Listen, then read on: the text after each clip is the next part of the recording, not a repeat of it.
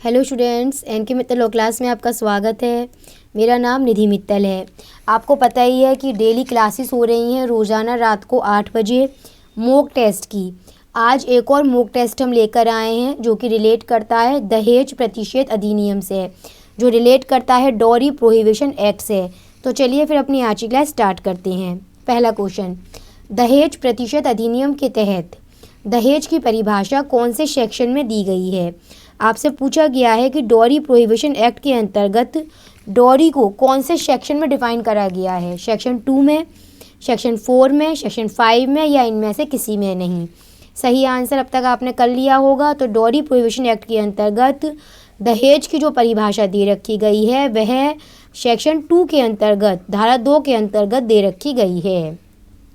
Question, dowry prohibition act के तहत dowry prohibition act का मेन पर्पस क्या है। तो हम सभी को अच्छी तरह पता है इस बारे में कि दहेज देने पर प्रतिबंध, दहेज लेने पर प्रतिबंध, उपयुक्त दोनों, dowry give and dowry take, इन दोनों के बारे में मना करता है ये एक्ट। इसलिए यहाँ पर हम कह सकते हैं कि दोनों ही यहाँ पर इसके मेन पर्पस हैं। क्वेश्चन, दहेज प्रतिषेध अधिनियम की धारा दहेज प्रतिषेध अधिनियम 1961 की धारा 5 के अंतर्गत सेक्शन 5 जो है इसका डॉरी प्रोहिबिशन एक्ट का, वो यह साफ कहता है कि अगर कोई व्यक्ति इस प्रकार का कोई एग्रीमेंट करते हैं, डॉरी को लेने या देने के बारे में किसी प्रकार का कोई एग्रीमेंट किया जाता है, तो ऐसे एग्रीमेंट का रिजल्ट क्या होगा, वो एग्रीमेंट अपने आप में ही वॉइड माना जाएगा। वॉइड मतलब उसको इन्फोर्सेबल नहीं कराया जा सकता है। और ये भी एक क्वेश्चन इस संबंध में कई बार ऑप्शन में पूछा जा सकता है कि दहेज लेने और दहेज देने का करार शून्य होता है, यह दहेज प्रतिषेध अधिनियम की कौन सी धारा में बताया गया है। धारा 5 में बताया गया है।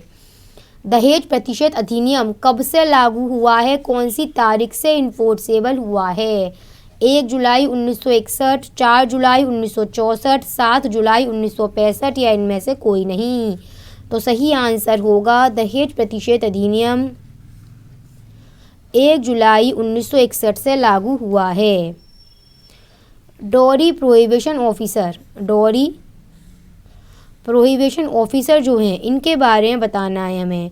तो दहेज प्रतिषेध अधिनियम की अगर हम बात करें तो दहेज प्रतिषेध अधिनियम के अंतर्गत दहेज प्रतिषेध अधिकारी डॉरी प्रोहिबिशन ऑफिसर को अपॉइंट किया जाता है स्टेट गवर्नमेंट के द्वारा।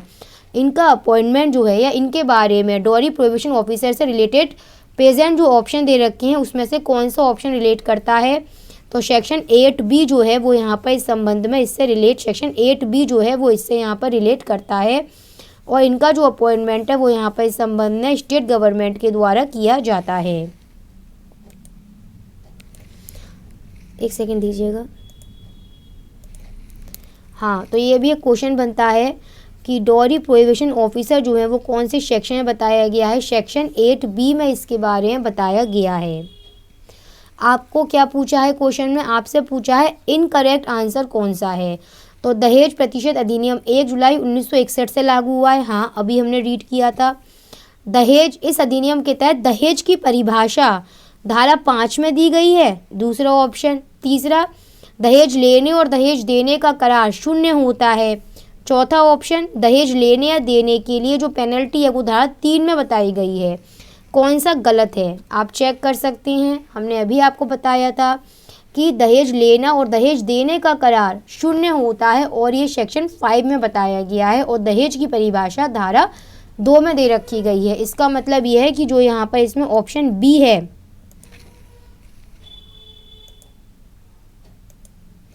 इसका मतलब यह है कि जो यहाँ इस संबंध में ये जो ऑप्शन बी है यह इसमें गलत है, इनकरेक्ट है यहाँ पर यह है। हाँ भाई, आपसे पूछा यह गया है कि डॉरी प्रोहिबिशन एक्ट के तहत जो सेक्शन 3 है, सेक्शन 3 जो है वो किस बारे में बताता है। पेनल्टी फॉर गिविंग और taking dowry, definition of dowry, ban on advertisement या फिर इनमें से किसी के बारे में नहीं। तो अब तक अपना आंसर आपने चेक कर लिया होगा। डॉरी प्रोहिबिशन एक्ट के अंतर्गत जो सेक्शन 3 है वो बताता है दहेज लेने या दहेज देने के बारे में, पेनल्टी के बारे में बताता है। वहीं पर धारा 2 जो है वो दहेज की परिभाषा बताती है और विज्ञापन पर पाबंदी, इससे संबंधित सेक्शन है सेक्शन 4A।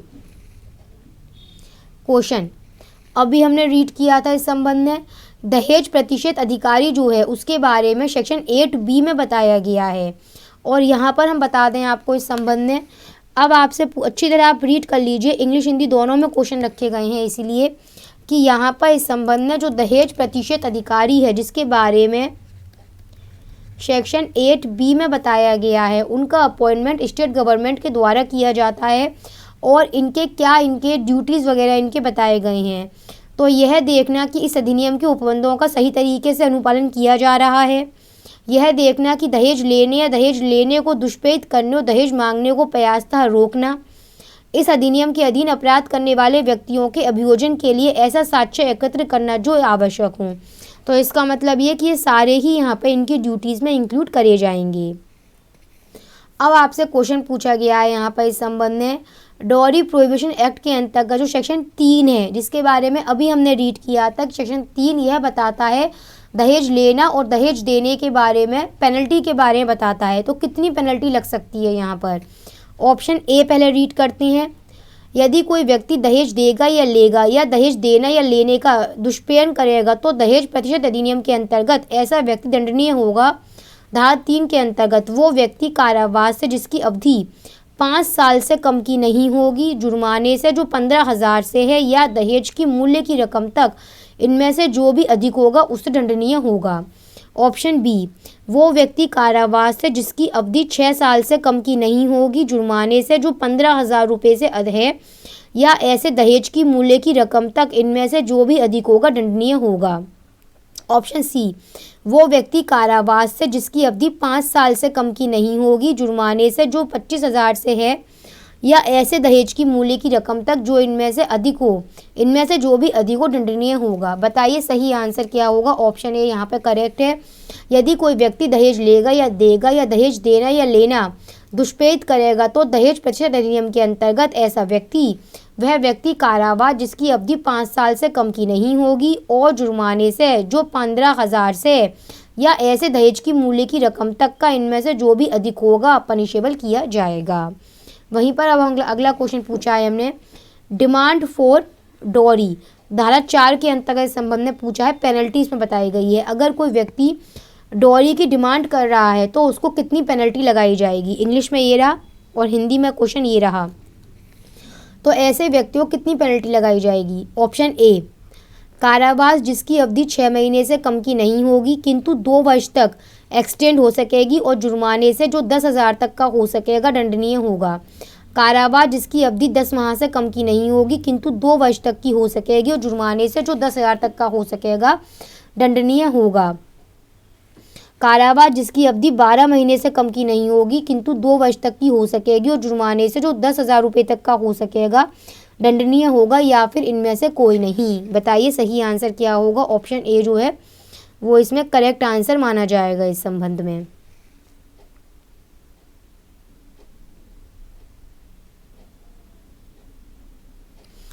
दहेज प्रतिशत अधिनियम 1961 की धारा 6 के अनुसार कोई दहेज ऐसी स्त्री से भेंट जिसके विवाह के संबंध में वो दिया गया है किसी व्यक्ति द्वारा प्राप्त किया जाता है, वहाँ पर वो व्यक्ति उस दहेज को उस महिला को कितने समय के भीतर ट्रांसफ़र कर देगा। यदि विवाह से पहले प्राप्त किया गया है तो विवाह की तारीख से 3 महीने के भीतर, यदि विवाह के समय या उसके बाद प्राप्त किया गया हो तो प्राप्ति की तारीख के बाद 3 महीने के भीतर। उपयुक्त दोनों कथन सही हैं, कोई भी सही नहीं है। इंग्लिश में ये लिखा हुआ है, तो यहाँ पर दोनों कथन सही हैं। यदि विवाह से पहले प्राप्त कर लिया गया है तो विवाह की तारीख के 3 महीने के भीतर वो उसको दहेज ट्रांसफ़र करवा देगा उस महिला के लिए ही। यदि वो दहेज उस व्यक्ति ने रिसीव करा है तो ऐसे दहेज को वो उस महिला को ही वापस करवा देगा। अगर वो दहेज विवाह के समय या उसके बाद प्राप्त किया गया होगा तो प्राप्ति की तारीख से 3 महीने के भीतर।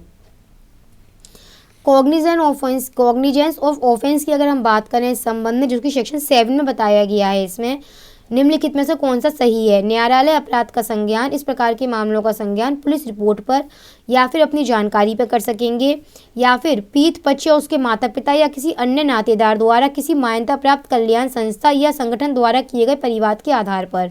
तो ये सभी कथन जो है यहाँ पर सही हैं और सेक्शन 7 से रिलेट करते हैं। दहेज प्रतिशत अधिनियम के अंतर्गत कुल कितनी धाराएँ हैं। एक बहुत ही कम धाराएं हैं इसमें, कुल 10 धाराएं इस संबंध में बताई गई हैं।